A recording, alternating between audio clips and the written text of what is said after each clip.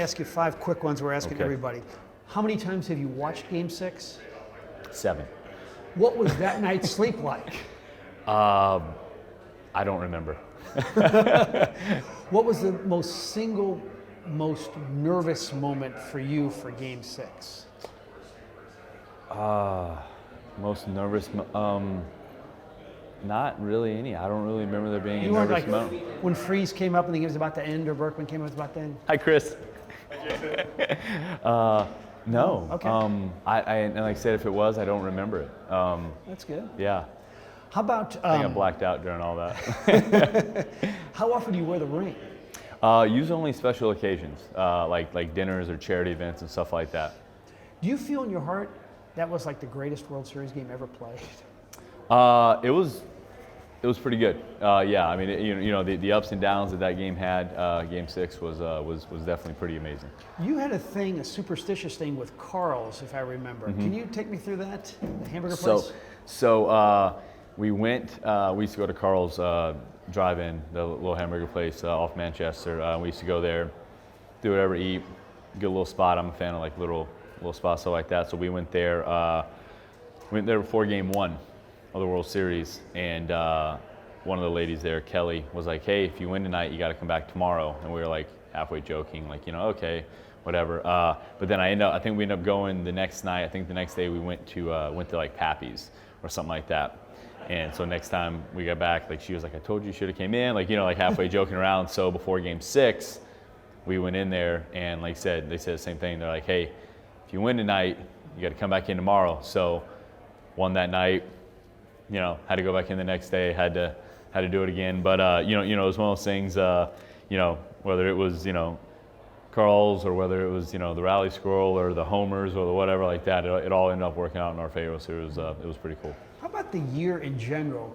You, the former minor league catcher, turns into this lights out closer. Do you ever pinch yourself, what just happened to my life? Yeah, a lot. I've asked that a lot. Because in 2006, the Cardinals pretty much presented me with the question of, hey, you can try pitching or you can go home. And I was like, I'll give it a shot. You know what I mean? And I as a kid, I always just wanted to be in the big leagues. I dreamed of being a baseball player, stuff like that. So, I thought I was going to be a catcher doing all this stuff, but, to be in the big leagues and to be able to be on that mound for the last out was something that I never dreamed of.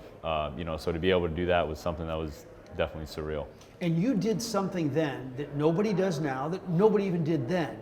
You threw high fastballs. Everybody's keep it low, keep it low. You didn't care. You threw so hard, you threw up in the strike zone. Yeah, I wasn't good enough to get it down. I kept trying to get it out. Dave Duncan was like, work down. I was like, I'm doing my best, Dave. Yeah, it was one of those things, for me that I was, heck, I was a fastball pitcher. I think everyone knew I was throwing a fastball about 95% of the time.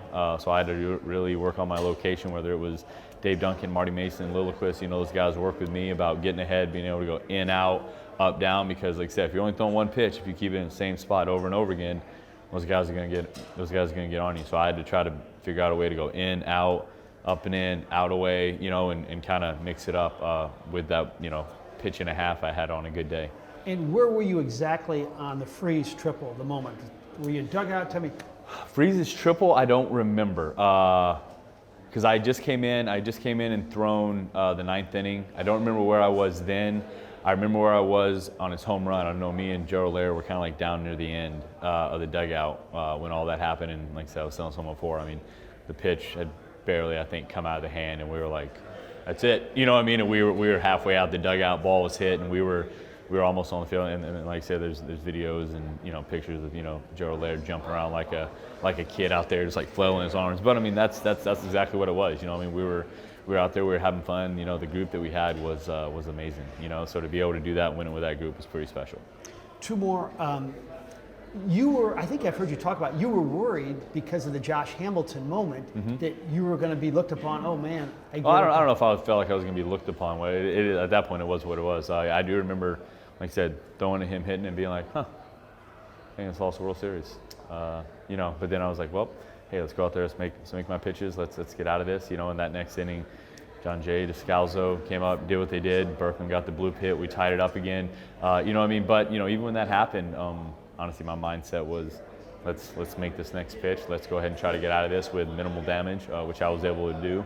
And then, like I said, we were able to do that. John J. Descalzo, and then Berkham gets the hit. Jake Westbrook comes out and throws a clean, 11th, and then sets the table for Freeze to come out there and do what he does in the 11th, and then gives us the chance to go out there and win the whole thing the next night. So it's all pretty special. It's all part of the story, and it's all pretty amazing.